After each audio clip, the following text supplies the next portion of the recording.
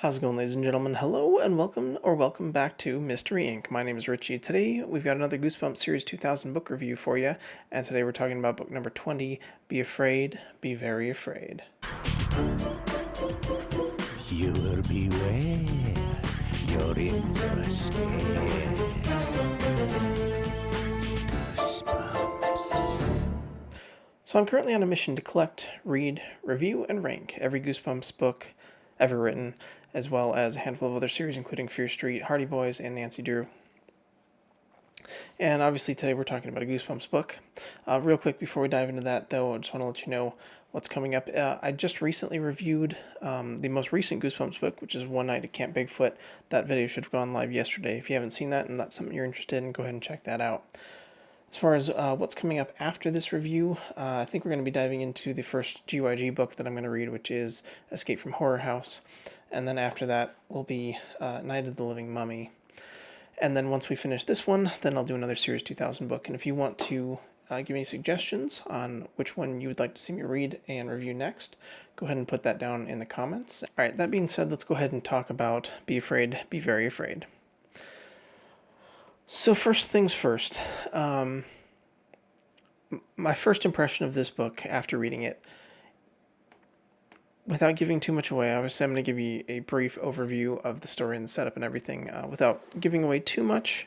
I heard a lot of things about this book from other reviewers, including Horror FFA and Michael Goosebumps fan, Monster Blood, several others. And I didn't hear good things about this one. It seemed to be pretty low on most people's tiers as far as Series 2000 goes. And after finishing it, I can understand why. I think, however, for me at least, this one probably is a little bit overhated. And I don't know if that's just because I went into it with kind of low expectations, but I actually really enjoyed this one. I don't think it's a very technically well-written book, and the twist is kind of... I thought it was okay, but I can understand why a lot of other people might not enjoy it. After reading this, I tried to think of, what this book made me think of, and my first thought was, if you combined, Jumanji, The Neverending Story, and Dungeons and Dragons into a book, that's kind of what this made me think of. So if that gives you any idea of, what's going to happen in the story. So we start out, we have our main characters here. Connor, was it Kyle, and was it Emily? Is that the girl's name? Yeah, Connor, Emily, and Kyle. And then there's this other character, Mr. Zarwood, who is this grumpy old neighbor. Anyway, so the book starts out with Connor and Emily end up checking out this yard sale that Mr. Zarwood is having down the street. They're just kind of browsing, and he doesn't like kids, and so he says something nasty to them, basically accuses them of stealing stuff, and so they get irritated and a little bit scared and run away. Turns out Connor did in fact steal something, although he only stole it because he was accused of stealing it, so I don't know exactly what the reasoning is behind that, but he ends up taking this deck of cards, which is for this popular role-playing card game called Be Afraid, which is where the title of the book comes from. And so their other friend, Kyle, shows up, and so they decide they're going to try out this game. And they start drawing cards from it and playing actions, and then it starts affecting things in the real world, kind of like the typewriter from The Ball That Ate Everyone. Actually a little bit different because it's focused around this game, kind of like what happens in Jumanji. You roll the die and move your spot, and then weird things start happening based on what's happening in the game. So that's why I drew those connections. They continue on, and there's some pretty serious consequences for what they do, and they realize, oh my goodness, it's the game that's affecting this. They don't realize this until actually the second time they start playing. They kind of brush off the first experience, assuming that things are just coincidental, and So the second morning they end up playing the game again, even though Connor doesn't really want to, and then this dragon shows up, starts terrorizing them. They end up finding a way to defeat the dragon. I won't spoil that for you. and then decide that they're going to go back to Mr. Zarwood and return the cards.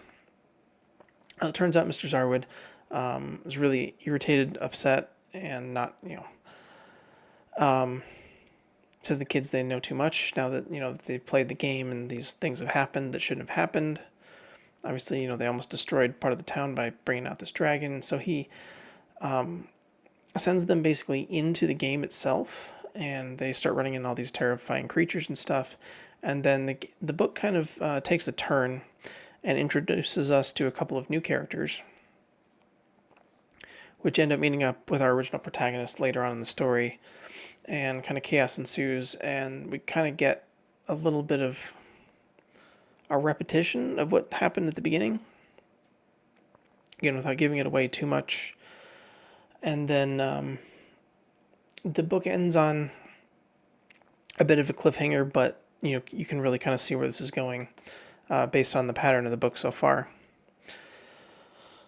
And yeah, the book ends on a bit of a cliffhanger, which I feel like was not necessarily a great way to end the story, but I understand where Stein was going with this. And like I said, while I don't think it was technically well written, I did enjoy it. So let's switch over real quick to my star rankings, and I'll show you my thoughts on that here. All right, so first up we had the characters section, and there were several characters in this book, but I didn't think that any of them were particularly well written. I think my favorite character was actually Mark, who was one of the new characters that we were introduced to, a little later into the book. He seemed like a pretty decent character, but again, none of them are really well written, none of them are really well developed. We just didn't get that far into the story. There's a lot more action than time to really develop these characters, and so I just gave it a 1 star on characters. Maybe that's a little bit harsh. I don't know. If I went back and thought about it, I might change my opinion, but yeah, I just didn't think that anyone here was particularly well written, except maybe Mark. And again, we didn't get enough time with him really to develop his character any further. Atmosphere in the book, I gave it 2 stars. There really wasn't anything atmospheric about the first section of the book. Them, playing this game, there's a bit of scary atmosphere and stuff once they actually get pulled into this game world, which is a little interesting. Again, we just didn't really get enough time for it to be fully developed, and so it was just there. Kind of along the same lines there, we've got the plot and the twist. I mean, the plot to this one was pretty loose, in my opinion.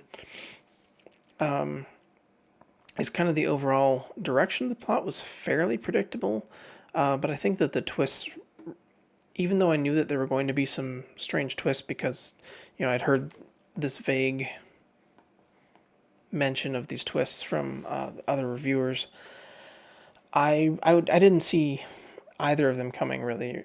Any of the twists, I should say. There were more than two or three, at least.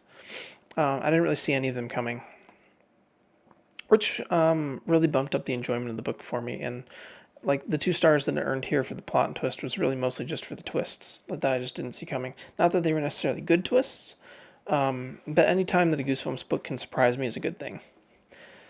Because obviously I've read all the originals, and if you know Stein's formula, you kind of know Stein's formula with things.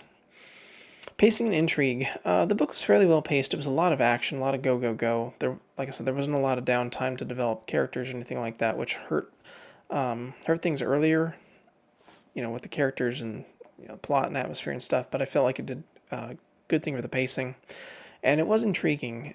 This idea of a card game that makes things come to life in real life was very interesting to me. I've always been a big nerd, big geek. Played a lot of Magic the Gathering. I played several of these, live action role playing games things when I was younger, middle school and high school age. And obviously, I do a lot of video gaming and stuff as an adult. I have an entire YouTube gaming channel for story driven games and things like that. Still play a little bit of Magic the Gathering online, digital version, stuff like that. So I really like, game-focused things, especially in stories like this, things like Jumanji 2. And so yeah, that all kind of built into the intrigue. Like I wanted to know more. I wanted to know what was going on, which wasn't really, what am I trying to say? It wasn't really capitalized on. We didn't get a really good like answer to a lot of the questions that I had, but the intrigue was there. So that was good. And then yeah, overall enjoyment, even though like I said it wasn't a very technically well written book, I didn't really care that much for the characters and stuff. I really enjoyed just kind of the idea of it. I would have liked it, you know, get bumped it a little bit higher. Maybe putting it at a 4 star for enjoyment was a little bit generous.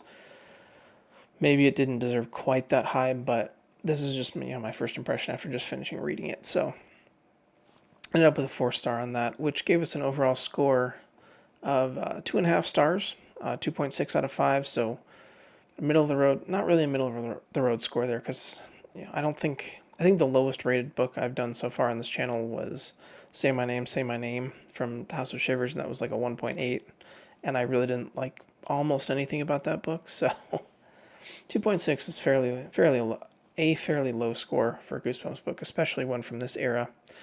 I think, which is unfortunate because, like I said, if it wasn't for some of these technical aspects, I think this would be quite a bit higher because I really enjoyed this one. Yeah, let me know your thoughts on this one. Have you read this book? What did you think about it? Do you think it deserves more hate than I gave it, like a lot of other people have? Or do you think maybe it's a bit overhated, like I did?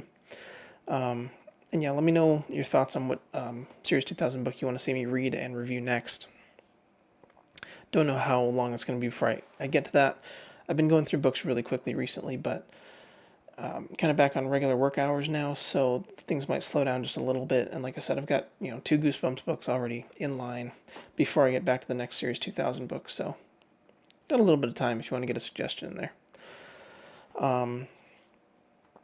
Yeah. So yeah, like I said, let me know your thoughts on everything I mentioned there, and we'll catch you in the next one. I hope you guys enjoyed. You have a great rest of your day.